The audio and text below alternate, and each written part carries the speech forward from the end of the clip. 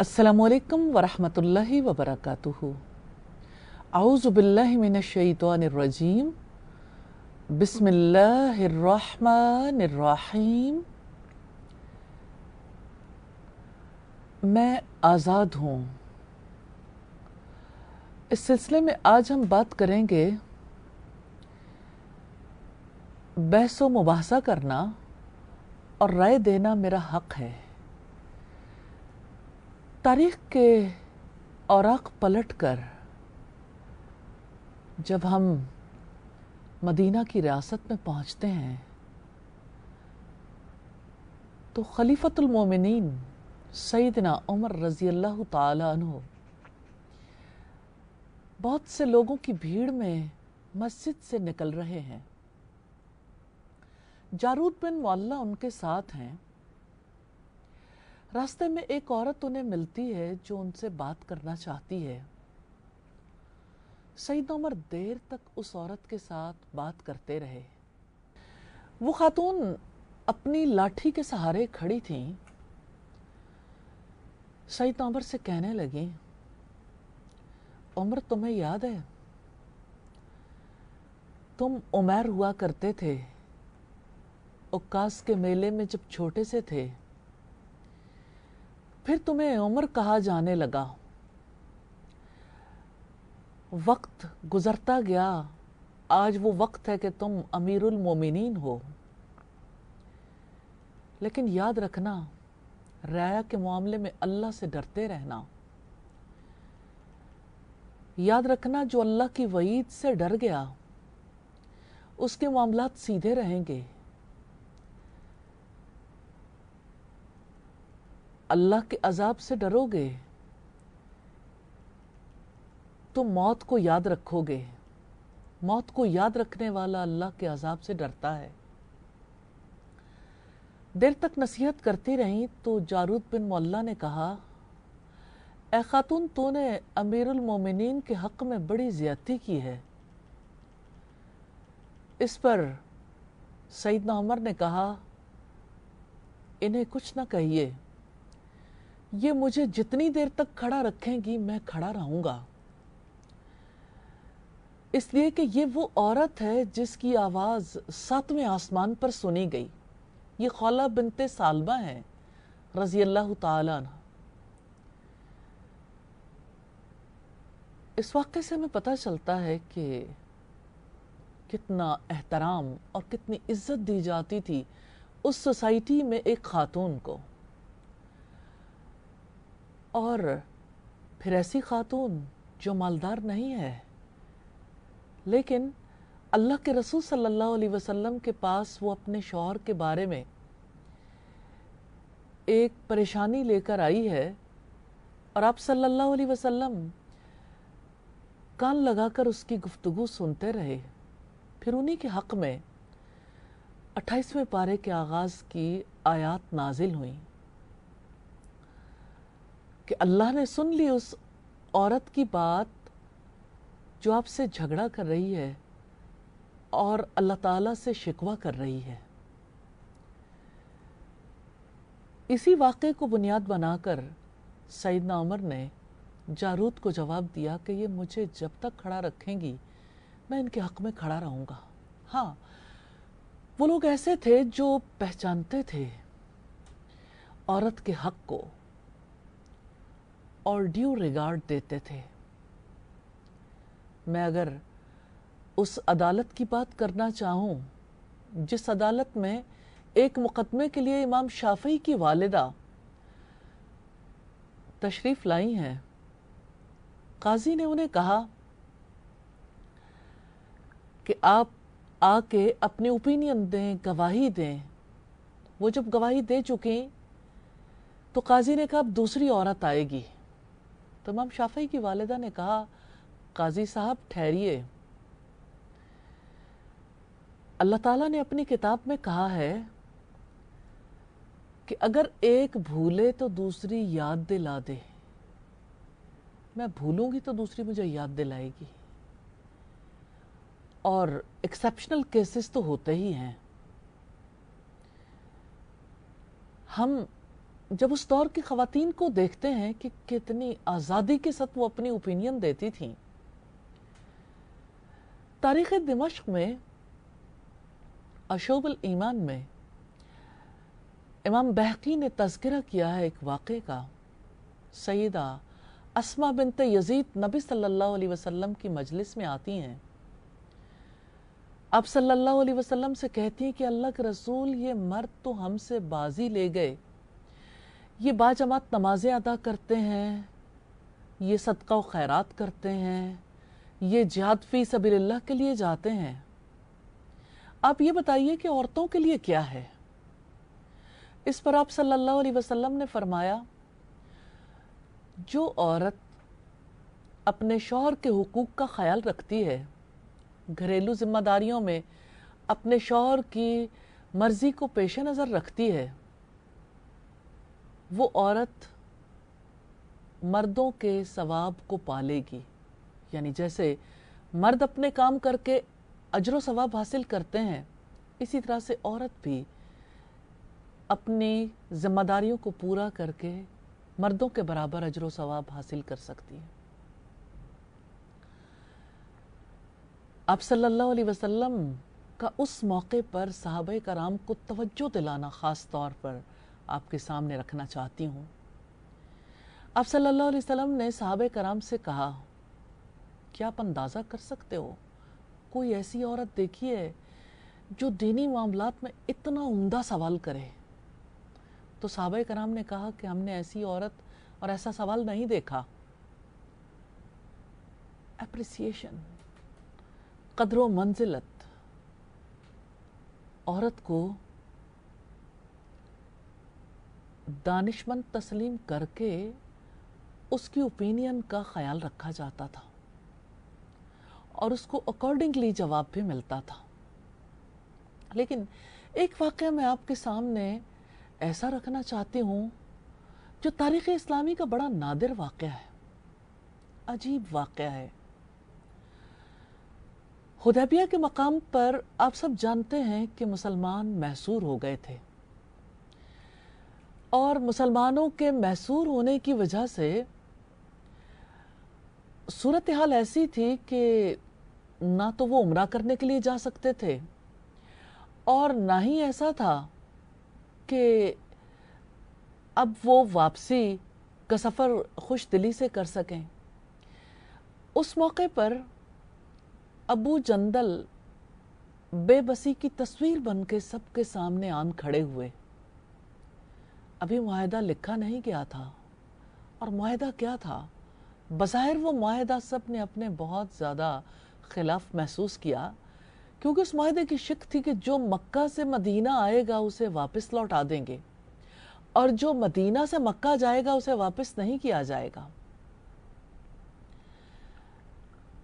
مسلمان اس معاہدے کی وجہ سے بہت سخت پریشان تھے، کیونکہ حکمت نہیں سمجھ پائے تھے. اس پر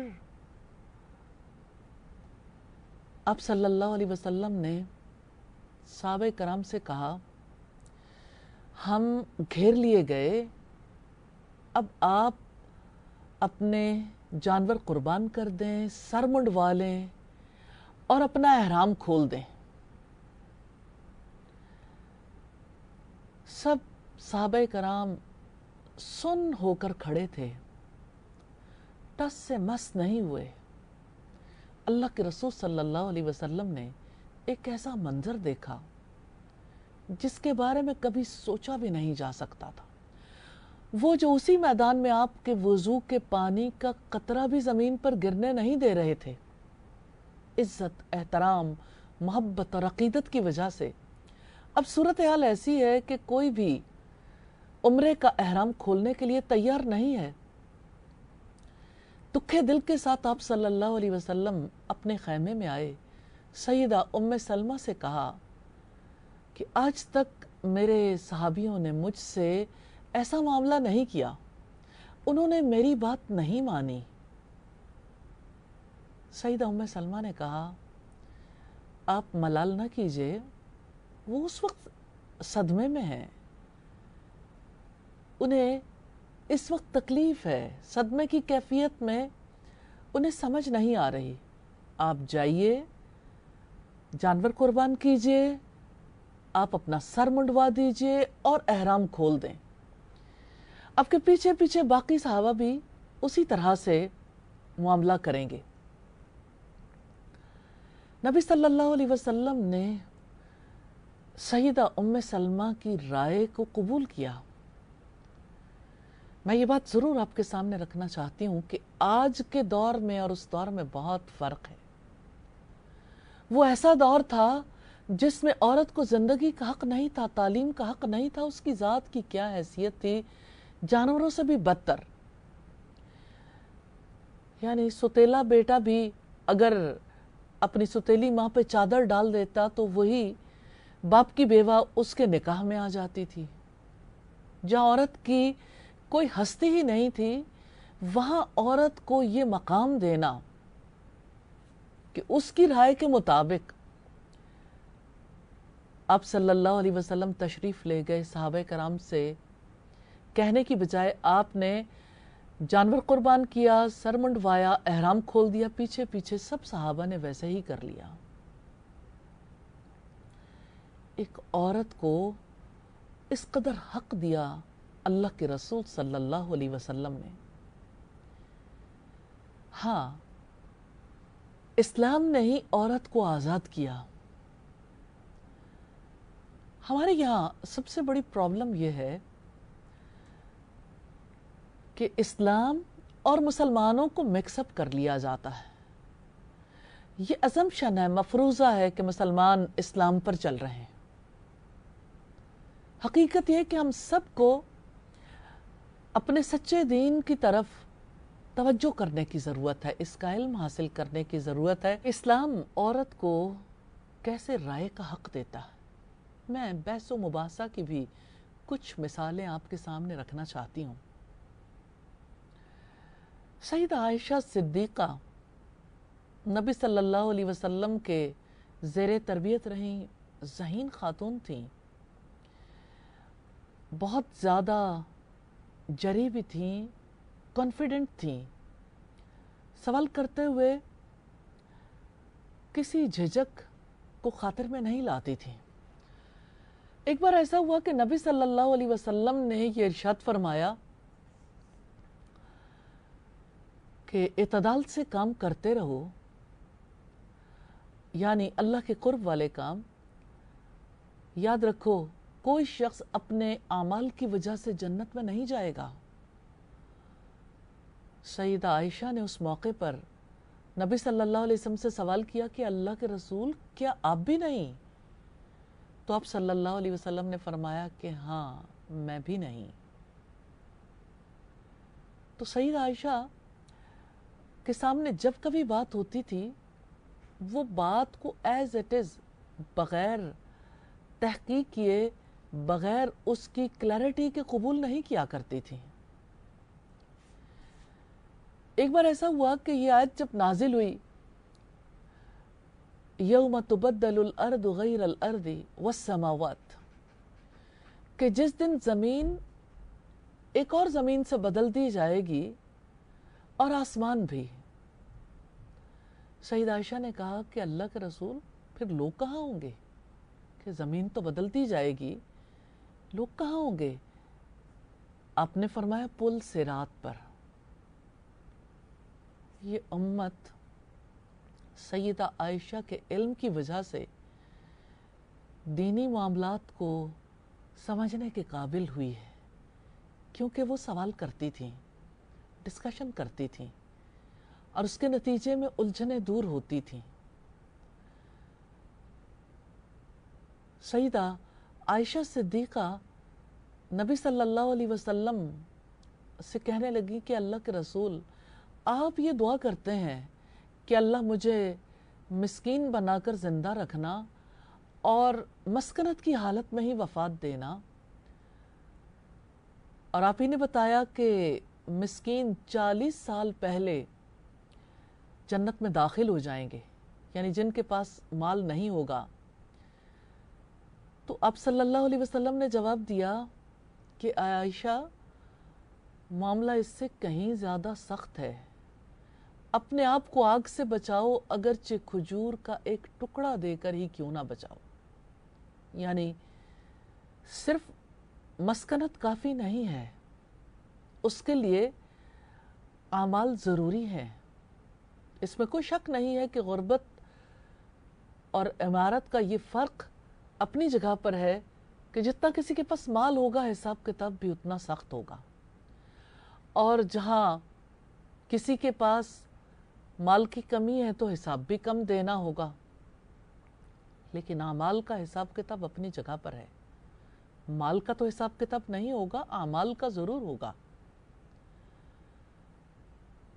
سیدہ اسماء بنت یزید نے ایک دفعہ نبی صلی اللہ علیہ وسلم سے حیض کے بارے میں سوال کیا. یقیناً انصار کی عورتیں ایسی تھیں جو شریعت کے معاملات میں شرم نہیں کھایا کرتی تھیں. تو آپ صلی اللہ علیہ وسلم نے جواب دیا کہ بیری کے پتوں کو پانی میں ابال لو اور اس پانی سے حیض کی جگہ کو اچھے طریقے سے صاف کر لو. تو انہوں نے کہا کہ کیسے؟ آپ صلی اللہ علیہ وسلم نے فرمایا سبحان اللہ. پھر آپ کی زوجہ مطہرہ نے انہیں الگ لے جا کر سمجھایا کہ کس طرح سے آپ اپنے آپ کو پاک اور صاف کرو گی. زندگی کا کوئی معاملہ ایسا نہیں تھا جس کے بارے میں اس دور کی خواتین سوال نہ کرتی ہوں، کیونکہ وہ عمل کرنا چاہتی تھیں. وہ اسلامک لائف سٹائل کو اپنائے ہوئے تھیں، وہ زندگی میں اسلام کو برتنا چاہتی تھیں. وہ کوئی عمل ایسا نہیں کرنا چاہتی تھیں جس کی وجہ سے اللہ تعالیٰ کے یہاں پکڑ ہو. اس وجہ سے ہر ایک چیز کو کلیئر کرتی تھیں. جیسے سیدہ اسماء بنت یزید کے بارے میں ہمیں پتہ چلتا ہے کہ انہوں نے جیسے غسل حیض کے بارے میں سوال کیا، اسی طرح سے غسل جنابت کے بارے میں سوال کیا. اسی طرح سے صحابیات کو ہم دیکھتے ہیں کہ آپ صلی اللہ علیہ وسلم سے جو سوال ڈائریکٹلی نہیں ہو سکتے تھے ان کے بارے میں پوچھ تاچھ کے لیے پھر سیدہ عائشہ اور آپ کی ازواج مطہرات کے پاس پہنچتی تھیں تاکہ دین کے معاملے میں پوری وضاحت ہو جائے. ڈسکشن کا فورم عورت کے لیے اوپن رکھا گیا. وہ بحث و مباحثہ کا حق رکھتی ہے. ہاں یہ بات اپنی جگہ پر ہے کہ ہمارے یہاں علم والوں نے اس حدیث کو بنیاد بنا کر جس میں نبی صلی اللہ علیہ وسلم نے عورت کے بارے میں کہا کہ وہ عقل اور دین کا نقص رکھتی ہے ایک خاص پرسپیکٹو میں، تو اس کو یعنی خواتین کے پورے طبقے پر امپوز کر دیا گیا. حالانکہ ایکسیپشنل کیسز تو ہمیشہ ہوتے ہیں. یہ بات اپنی جگہ پر ہے کہ مرد کی ذہانت اور عورت کی ذہانت میں فرق ہے. عورت جزویات میں جا کر پوری ڈیٹیلز کے ساتھ کسی معاملے کا جائزہ لیتی ہے اور مرد کلی طور پر اسے ایویلیویٹ کرتا. اسی وجہ سے مرد بڑے معاملات کی بات کرتا ہے اور عورت جو ہے وہ چونکہ بچوں کی پیدائش، بچوں کی پرورش، ان کی تربیت اور ایسے معاملات میں مصروف ہوتی ہے جہاں ڈیٹیلز تک دیکھنے کی ضرورت ہوتی ہے. اس وجہ سے خواتین کی سوچ کا انداز مختلف ہوتا ہے. اسی وجہ سے ہم یہ سمجھتے ہیں کہ عورت اور مرد کے حوالے سے اسلام کا موقف یہی ہے، دونوں پیدائش کے اعتبار سے بھی برابر ہیں، نیک اعمال اور ان کے اجر کے اعتبار سے بھی برابر ہیں. دونوں کو پورا حق ہے مال رکھنے کا بھی، جائیداد رکھنے کا بھی، کمانے کا بھی اور زندگی کے دیگر حقوق بھی. ایز اے ہیومن بینگ، انسان ہونے کے ناطے جو بھی کام مرد کر سکتا ہے وہ کام اچھے طریقے سے عورت بھی کر سکتی ہے. صرف فرق ہے، تھوڑا ڈفرنس ہے. ڈفرنس اس بات کا ہے کہ جو قوت میں فرق ہے، جو سوچ کے انداز میں فرق ہے، جو بیسک صلاحیتوں میں فرق ہے، اسی کے مطابق دونوں میں کاموں کی تقسیم رب العزت نے کی ہے. اس کو تسلیم کرنا چاہیے۔ حقیقت یہ ہے کہ عورت کو اللہ تعالیٰ نے انٹیلیجنس دی ہے، وہ اپنی ذہانت کا بہتر استعمال کر سکتی ہے اور کرتی ہے، اسے اس سے آگے بڑھ کے ذہانت کا استعمال کرنا چاہیے۔ عورت اور مرد دونوں ہی انٹلیکچول پارٹنرز بنے تو زندگی خوبصورت ہو جاتی ہے۔ جب عورت اور مرد کے مابین گفتگو کا سلسلہ بائیولوجیکل لیول پر رہے، فوڈ، لباس اور اپنے جیسوں کے ساتھ جو معاملات ہیں اسی حوالے سے، تو ظاہر ہے کہ وہاں پر عورت کی ذہانت، عورت کے اندر جو اللہ نے صلاحیت رکھی ہے وہ پورے طریقے سے کام میں نہیں آتی۔ خاندانی زندگی، خاندانی معاملات کو سلجھانے کے لیے عورت جو کردار ادا کرتی ہے، اکثر اوقات مرد وہ کردار ادا نہیں کر پاتا۔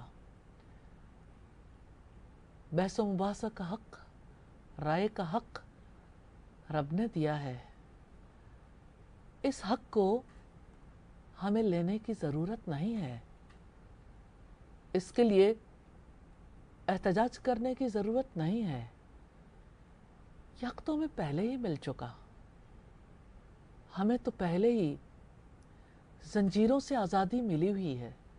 اللہ تعالیٰ سے